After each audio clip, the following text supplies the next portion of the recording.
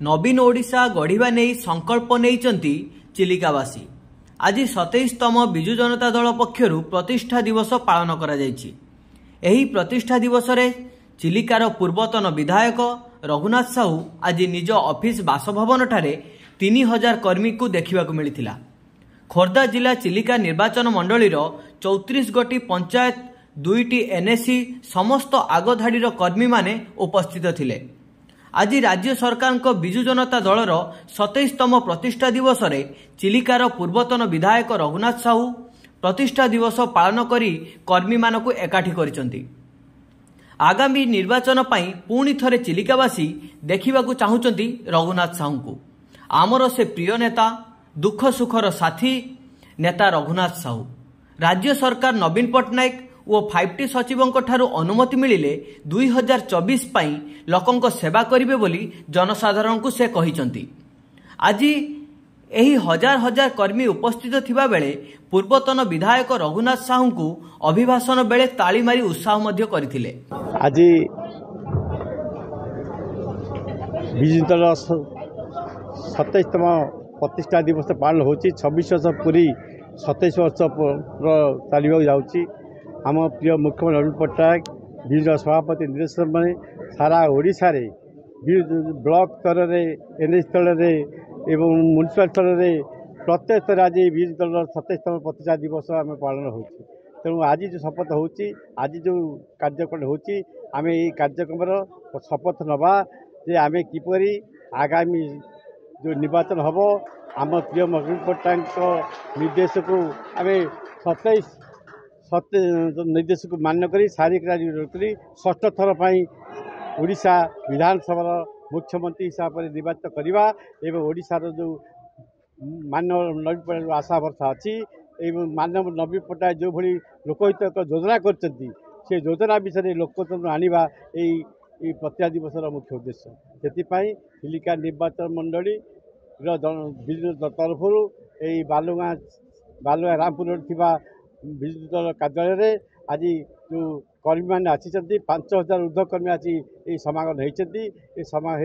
आज समस्त शपथ नवा जे आम जमी आगामी 6ठ थर जो निर्वाचन हम मान नवीन पट्टनायक को मुख्यमंत्री भाव में निर्वाचित करी फेर ओडिशार प्रगति आगे नापी प्रमुख नेता मानस बर्तन विधायक ना किए कौन कहूँ से विषय किपर। बर्तमान मो कार्य मु कर मो दायित्व मु दल गोटे शृंखलित कर्मी शृंखलित नेता। तेणु यही भारी यही चिलिका निर्वाचन 2009 ରୁ 2014 जो भाव मान नवीन पट्टनायक आशीर्वाद प्रगति होती विगत 30 वर्ष होता। से चिलिका निर्वाचन मंडली जनसाधारण केबे मुख्य नवीन पट्टनायक भूली पारे ना।